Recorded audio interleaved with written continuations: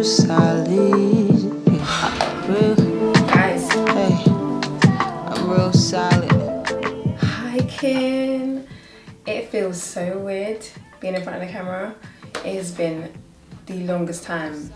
One thing I'll definitely say though is that I am literally stepping into a whole new chapter, and so I really wanted this video to be a sort of introduction or reintroduction.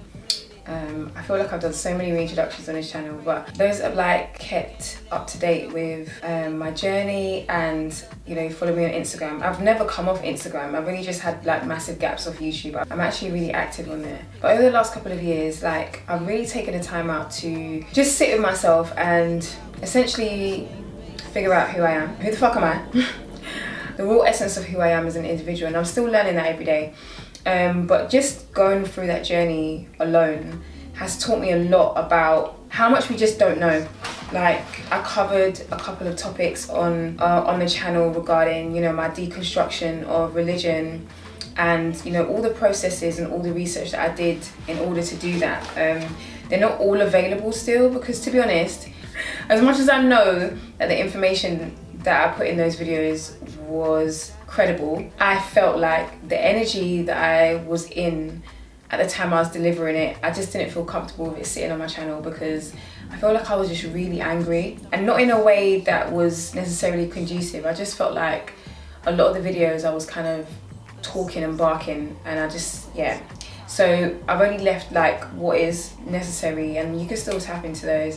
But just generally speaking, just reconnecting to my ancestral heritage and to my culture, that's a major part of my life, and that's really helped me in so many different ways. Like I cannot even begin to explain to you how reconnecting to culture literally saved my life. I would be here all day trying to explain it to you, but at the same time, one thing that I'm 100% sure of is that I'm fully ready to share as much information as possible with those that are willing to embark on a similar journey, because it's not easy. That's the reality of it. It's difficult, you know, having to explain to people around you, you know, what you're doing and why.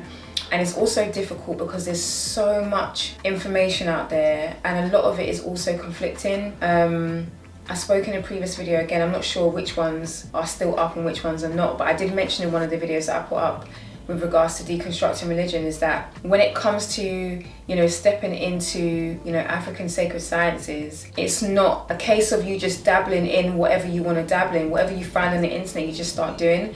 You have to be very intentional and very careful about what you're stepping into, because at the end of the day, you are dealing with the spiritual realm. And so the best, you know, port of call that I would always encourage people to do before you start doing anything is to tap into your ancestry. Where does your bloodline come from? You can, you know, do research and investigate this on both your mother and your father's side, but essentially to know where your people are from. And then once you've kind of done that research, most people know anyway. And I'm not talking about getting a DNA ancestry test at all. I'm not talking about that.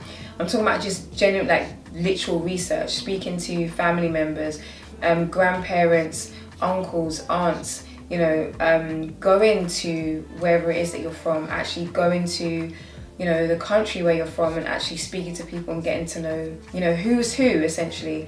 So yeah, this journey's been absolutely beautiful. Like I cannot even begin to express how amazing this process has been.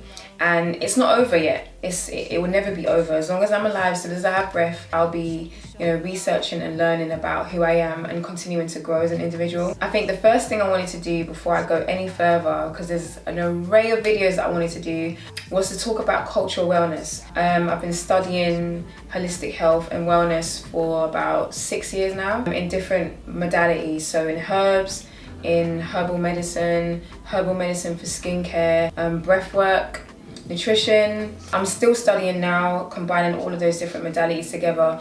But I think it's really important, especially as like Black men and women, to ensure that the information that you're processing is processed from a cultural perspective, because the reality is that we are all different people and we cannot, approach life or wellness as a one size fits all. We have to be very specific about who we are and what's best or conducive for our makeup. So even once you've done that, there's still levels. Like, it's not like, oh, because you're black or because you're African, everybody has to eat this way or everybody needs to do this. There's levels to it. So you're applying wellness from an African perspective, but then you're applying wellness for you, just discovering who you are as an individual. So yeah, welcome back to the channel. Every time I come on here, every time I post a video, I'll be saying hi kin, because that's who I'm talking to. I'm speaking to kinfolk, people that are, of like mind, like spirit, people who have dedicated themselves to living in harmony and balance with my art, really honoring the divine, really honoring truth, love, and embodying all of that in everything that we do. So I'm going to be presenting a webinar.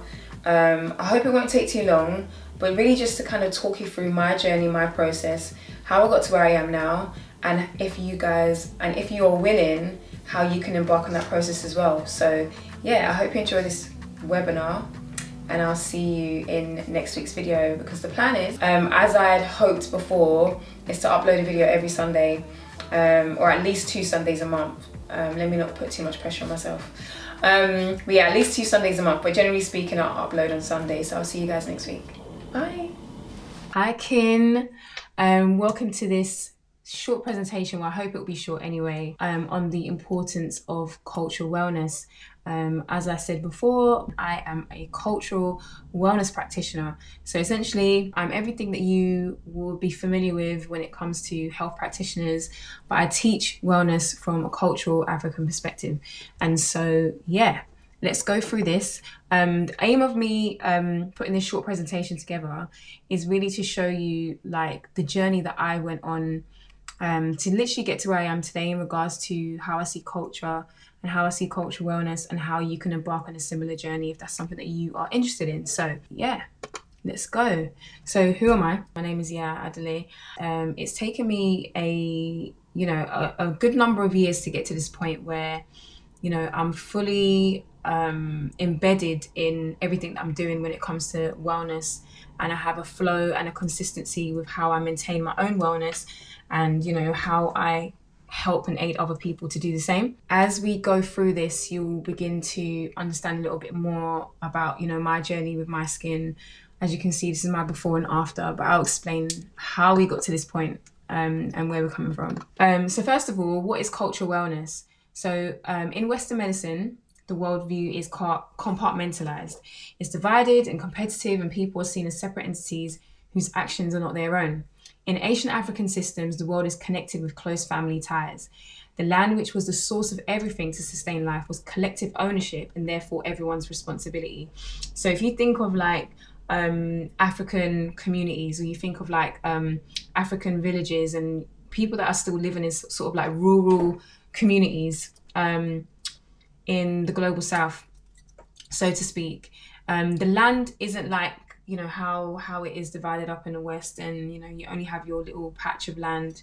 The land was communal. It belonged to everybody, and everybody was involved in ensuring that the land was taken care of. So yeah, by default, therapy and healing in Western medicine is rushed and is applied as a one size fits all, whereas healing from an African perspective or an indigenous perspective, it takes time and a certain level of intimacy. And therefore, healing can take the form of a debate, a conversation, play, ritual, cooking parties, dance, games, trips, weaving, running, bathing, working with clay, massage, meditation, singing, drumming, storytelling, laughter, touching, writing, and breathing. So, when we think of healing from a Western perspective, it's very much like, I'm sick, I go to the doctor, I get a prescription, I go to the pharmacy, I pick up my drugs, and I go home. But healing from an African perspective, a cultural perspective, it's not just about, what you can take. It's not just about medication. It's about, really healing and, taking care of every aspect of you as a person.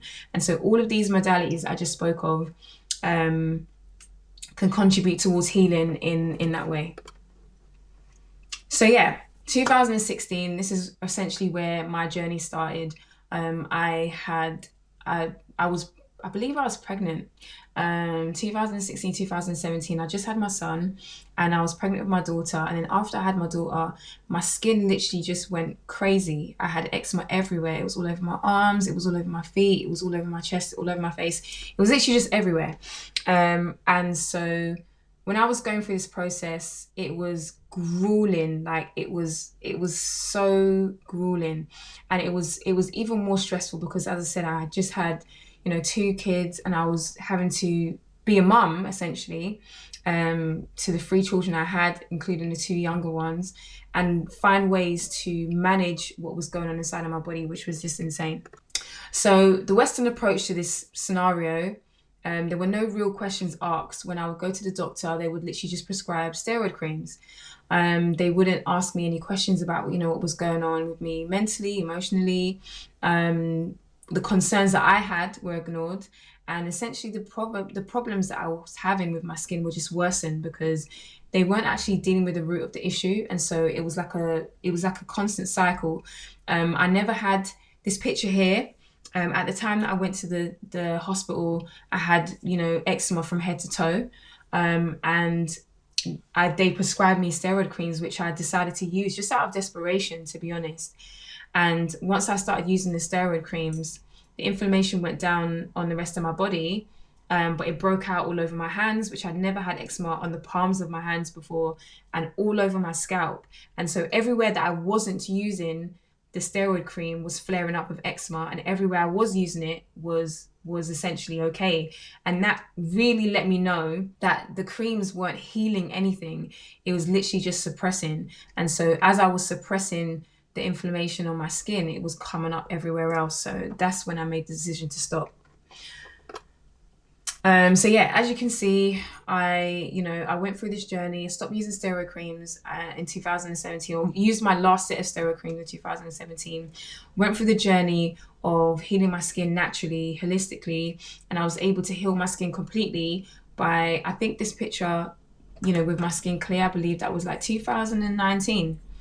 I think between 2018 and 2019, but it took about a year and a half to heal my skin fully. As you can see, my skin was blackened, it was very raw, red, itchy, and the picture on the right hand side is completely clear. There's no hyperpigmentation whatsoever. This has not been photoshopped or edited in any way. This was literally my skin. And so yeah, it's possible.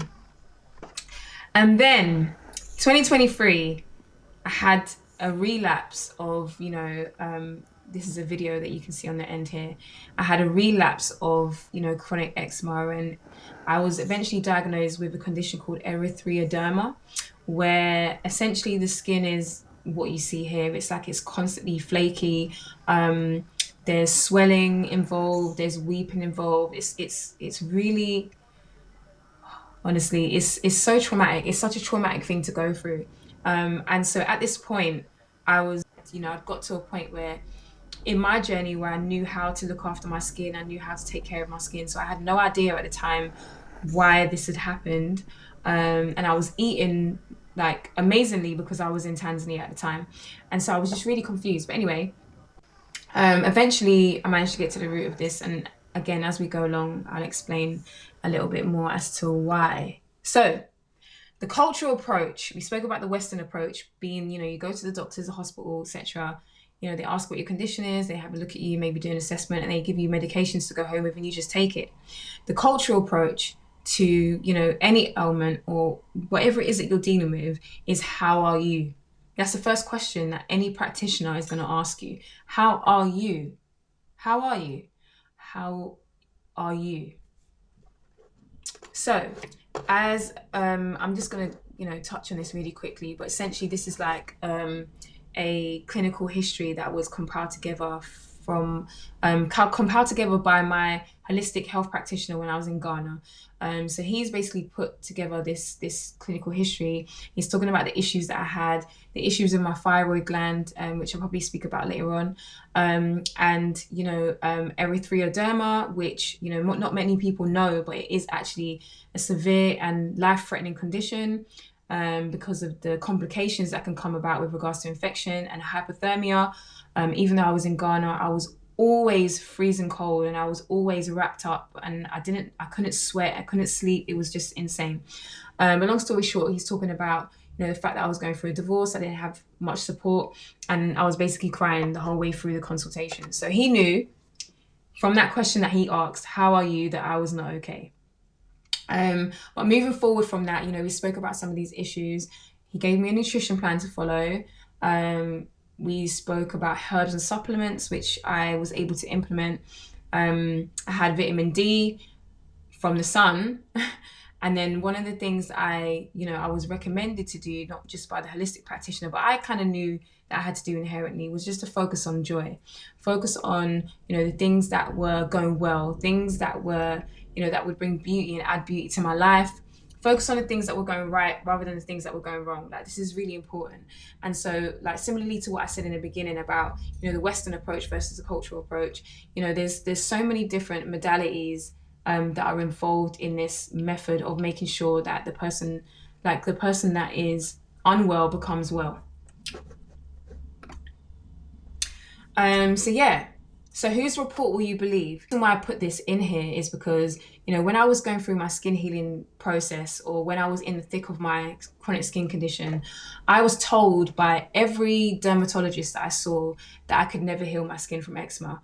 They told me that eczema was an autoimmune condition, that was hereditary, genetic, and that I wouldn't be able to heal it, but I could manage it using steroids for the rest of my life. And after doing research and after the experience I had, I knew that wasn't true. I just knew it wasn't true. And even though I hadn't seen the evidence of it yet, physical evidence of it yet, with regards to healing my skin naturally, I knew that it was possible. And so at that point, I had to ask myself, whose report am I going to believe? Am I going to believe the report of the practitioners, which would be, the sensible thing to do? Or am I going to believe, what my spirit is telling me? Am I going to believe, what I know is true inherently? It's a question of belief. It literally comes down to, what do you believe as an individual? If you believe that your skin cannot be healed, or your ailment, or whatever chronic condition that you're going through, whether it's cancer, whether it's diabetes, whether it's sickle cell, like I'm mentioning, names of conditions that they tell us are incurable. If you believe that you have to suffer with these things, then you will. It's literally a question of belief. Healing, true healing, restores the heart and soul of a person, first and foremost. But the question I wanted to pose to you is, how can you restore yourself if you don't know who you are? If you don't know who you are, if you don't know what you have an affinity to, if you don't know what, works for you, if you don't know who you are as an individual, emotionally, physically, mentally, how can you heal yourself? Because you don't know what you need. Okay, so what is in a name? And this is where we're going to delve into a little bit of a side note, but we're going to come back and you'll see why essentially I put this in here. What is in a name? So for those that have follow my journey, you'll know that I used to go by the name Joanna. And, Joanna was a name that I picked up for myself when I was really young, because my name was fully African, had a fully African name. And when I was growing up in school, I used to get bullied a lot because of my name. People would mock my name, people would take the piss out of my name. And I started to hate it. I hated my name because it just made me stand out, and I just didn't like the way I was picked on. So I can't remember exactly when it was, but it was really young, maybe like 6 or 7. And I cannot remember for the life of me where I got this name from. But I picked up the name Joanna. And then I told everybody to start calling me Joanna, to the point where my family members call me Joanna to this day, most of them. Even I told them not to, but yeah, it's kind of stuck. But yeah, so I was carrying this name. I changed it, officially on my documents and whatever else. But in this process of finding myself and, tapping back into my ancestry and learning about, the power of a name and how important names are and naming ceremonies and why Africans do them, etc. I restored my name, and I also adopted Ya as my name. As you know, this is the name of my channel, because I was born on a Thursday, and Ya is essentially the day name that is given to Afantifo, which is basically, my clan of people in Ghana. This is the name that's given to females that are born on Thursday. And so I'm just going to read this really, really quickly. It says, Ya is the obosom of the planet Uranus. And obosom essentially just means energy or deity. Her day is Yada, which is Thursday, and she's referred to as a fierce attacker, relentlessly assailing disorder. Ya is the obosom of fighting and punishment. Ya is an obosom who is a protectress of royal sovereignty. Ya, along with her twin sister Abba, govern the divine magnetosphere, a governmental structure preserving stability within Abodie, which is the earth, essentially. The divine body of Nyamuwa Nyame, which is the supreme being. Most people use the name God. And thus the magnetosphere permeating Asasi Efwa and the African black body. And essentially, she represents divine balance. And Libra also represents divine balance. So there's a connection there with regards to, my function and things that I'm inherently, gravitate to or inherently, have an affinity with. So if you look at this, this symbol on the left hand side is called an aya, and this is it's the name of a fern, and it's a plant in Akan culture that represents independence, defiance, self-sufficiency, and survival, overcoming all obstacles in Akan culture. So as I said, Akan is, the people group that I'm from, specifically Fantafor, and the Adinkra symbols are like similarly to the hieroglyphs, where they're a range of symbols that all carry different names, meanings, and also proverbs or embe that are attached to each of those symbols. As you can see, I'm wearing it now. And so yes, this particular Adinkra symbol is the Adinkra symbol which represents Ya as an individual. And if you look at this picture on the right hand side, this is a picture of the rib cage, essentially inside the human body, the skeletal system around the rib cage in the human body. And you can see how this almost looks identical to this fern plant. And as we go to the next page, you'll kind of understand why. So one of the things I think I mentioned, I cannot remember for the life of me, but I'll have to go deeper into it into another video because it's very, very deep and extensive. But essentially, all the African cosmologies that I've researched over the last 4 years all go back to ancient Kemet. I don't use the word Egypt, but we're talking about Kemet here. And these symbols and, this cosmology all comes from ancient Kemet. And all of the African sacred sciences essentially get their roots from here. This is like the genesis. This is like the beginning. And so in this particular picture on the left-hand side, this is a picture of Ya, Abba, which is her twin sister, and Heru. Again, you'll see. And then on the right-hand side, this is another symbolism which is used to represent the same deities or the same abosom, as we just said. So on the right-hand side, Ya is represented by the cobra. Abba is represented by, the falcon on this side. And Heru is represented by the eye in the middle. And essentially, they're both assigned to protect Heru because Heru is the king and Heru is essentially the leader of the nation. And, these twins, Ya and Abba, their divine function is to protect Heru. They're fierce, they're attackers, they don't play. They literally, keep divine balance and order. So Heru is protected at all times.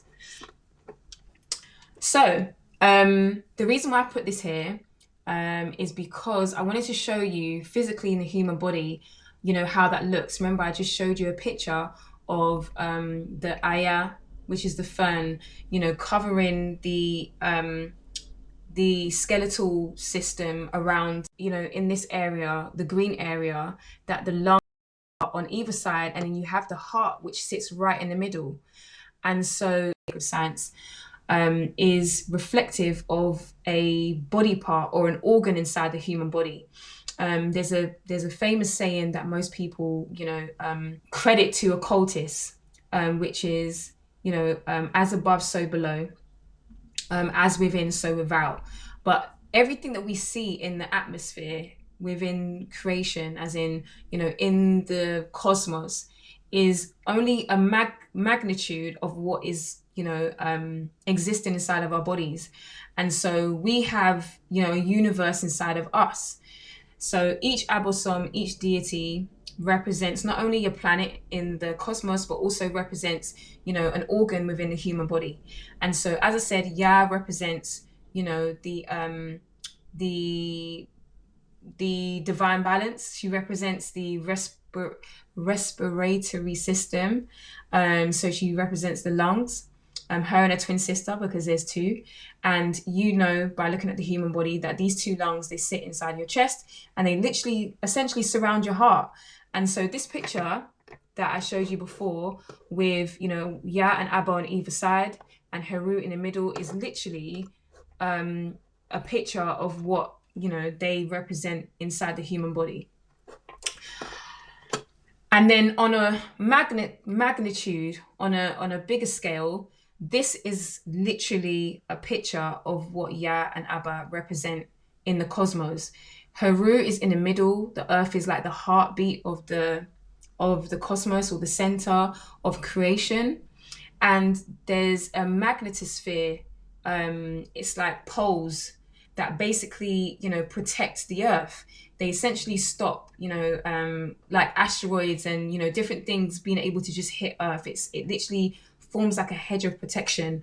And essentially this is, what Ya and Abba represent. And so on various different levels, you can see how this cosmology runs through from, the microcosm when we're talking about the human body to the macrocosm when we're talking about, earth and space.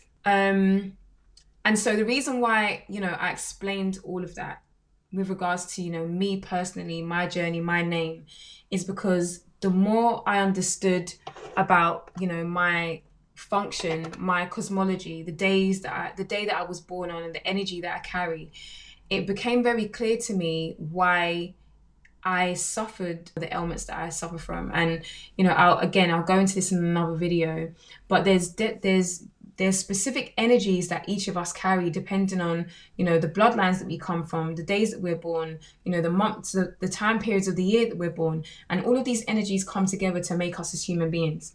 And so when certain things are going on, in the cosmos, it affects us, in our physical bodies. But also when things are happening in our physical bodies, it's also affecting ourselves. And so when you understand how all of these so-called chakras, I don't necessarily use that word to be honest, but all of these energy centers in the body, they're real energy centers. And all of these energy centers that go through the body from the root to the crown, they have to be not just in alignment, but they have to be, free flowing and unblocked. Whenever you have a blockage in one area, you will find that it will block all of the rest. And if you have the energy free flowing, that is essentially what supports your body's wellness. And, this is all over, Kemetic text and, ancient Kemetic writings. And, a lot of it has been misconstrued to mean things that they just don't mean. A lot of the Kemetic text is literally just talking about the human body and how to look after it. But one thing I did want to point out is how the throat kara, which is the throat chakra, is closely linked to the heart chakra. As you can see that they're next to each other. And, these are all issues that I had with regards to my diagnosis, with regards to my thyroid, because the thyroid sits in the throat. And I think I will leave this for another video because I don't want this to be too long.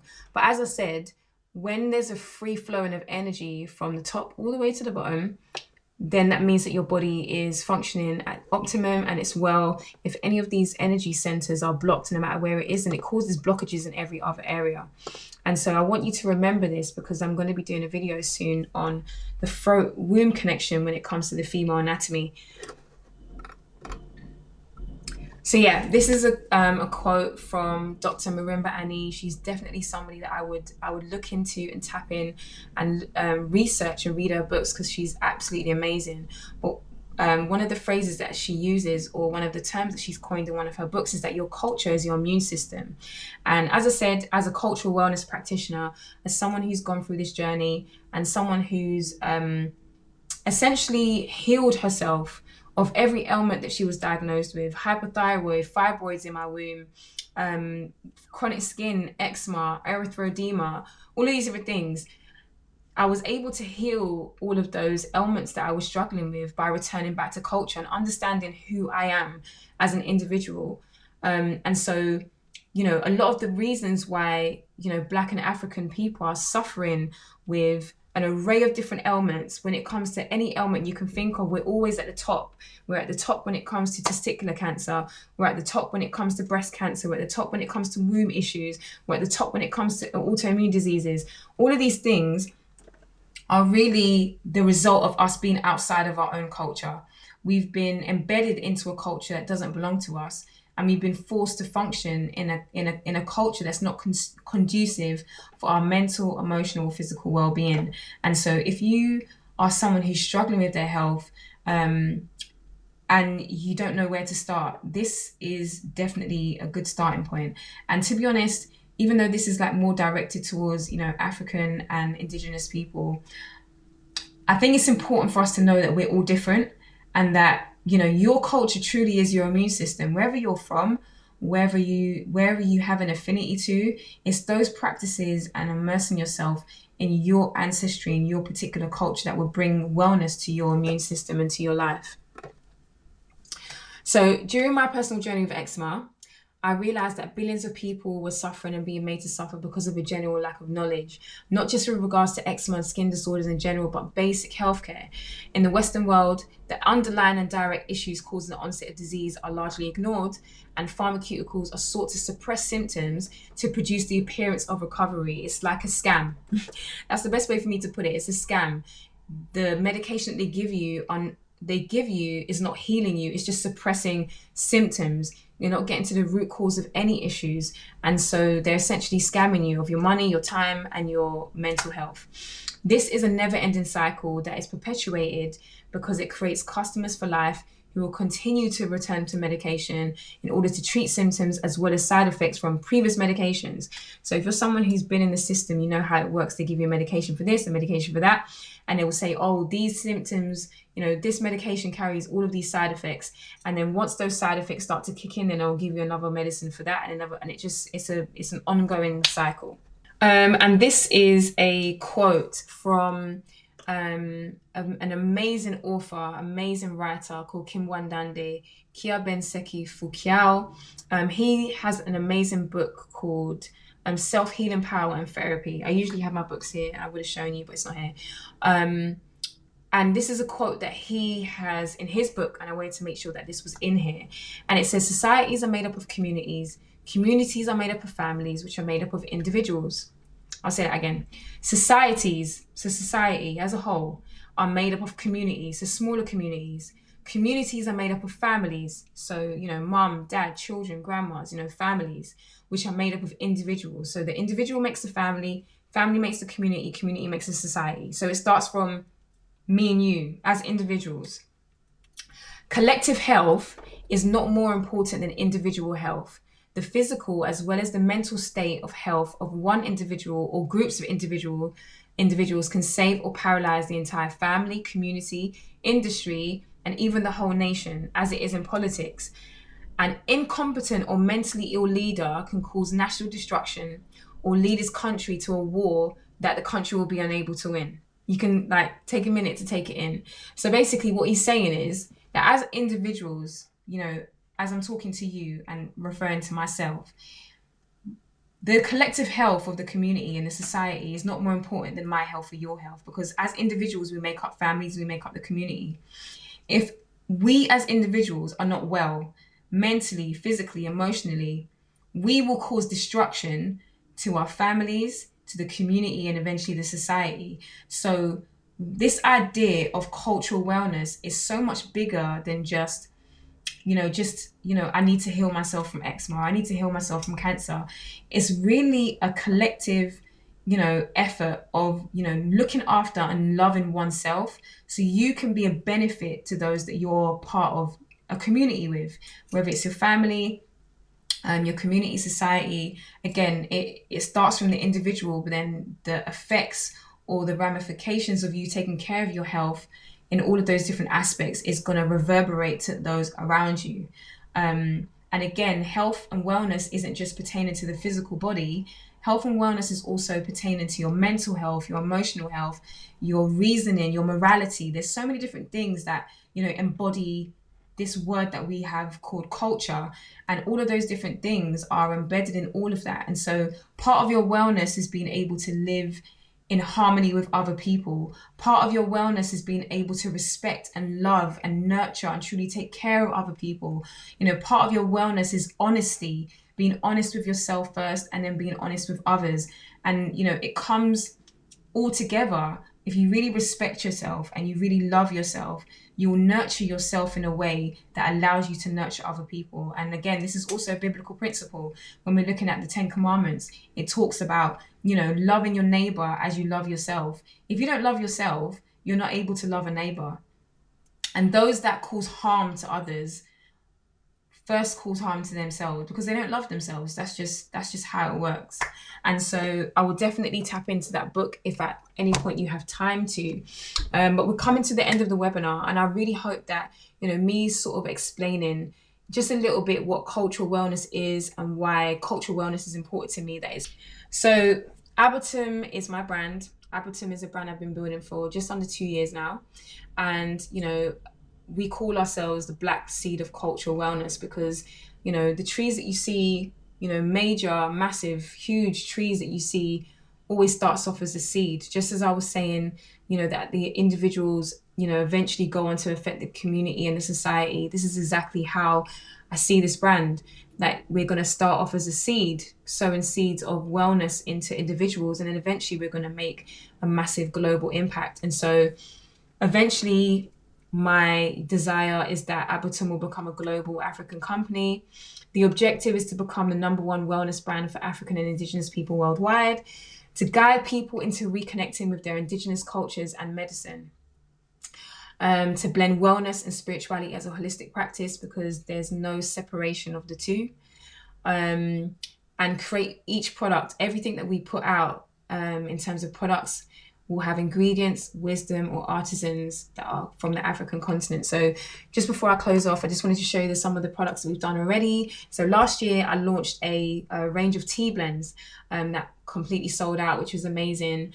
I'm looking towards bringing them back, but essentially we have sea moss and 3 different blends. One's called Skin Tight, Back to Roots, and Body Scrub. And all of these were formulated by myself as I've done, studies and courses in herbal medicine and knowing how to use herbs to essentially heal the body, specifically the skin and the digestive system. And this is our range of skincare products, which should be releasing very, very soon. We already did a launch of the soaps, Black Star and Black Gold. Again, we did them in small batches and they sold out. And I recently did a pre-order for a moisturizer called Buttercream, which also is out of stock currently, but they should be coming back in stock soon. But yeah, right now, if you go on the website, you can still find, even though some of these products are yet to come back in stock, you will still find, an array of resources that you can tap into. So you've got the basic steps to clear chronic skin guide, the skincare mastery webinar course for chronic skin, which is I believe 7 webinars with an array of different materials all in one that you can literally buy a tap into, and you can go through all of the webinars one by one to know how to heal the skin naturally.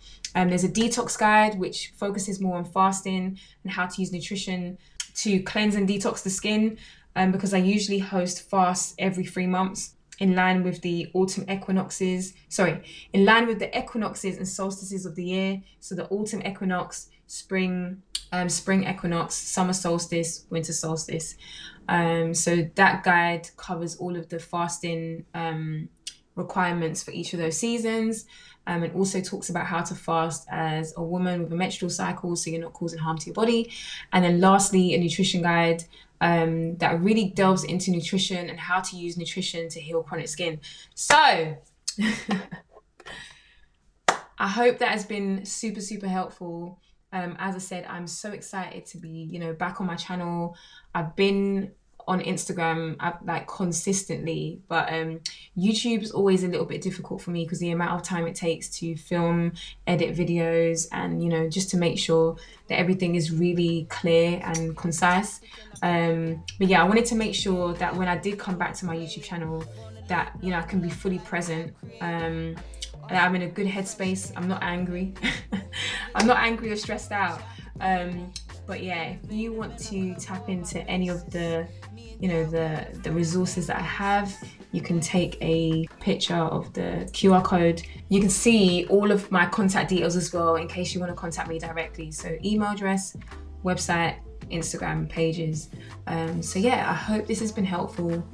I'm so excited. All that we're going to share, all that we're going to dive into. And if you've got any questions whatsoever, feel free to leave them in the comments and I'll definitely get back to you. But yeah, thank you for listening and I will see you soon in the next video. Bye.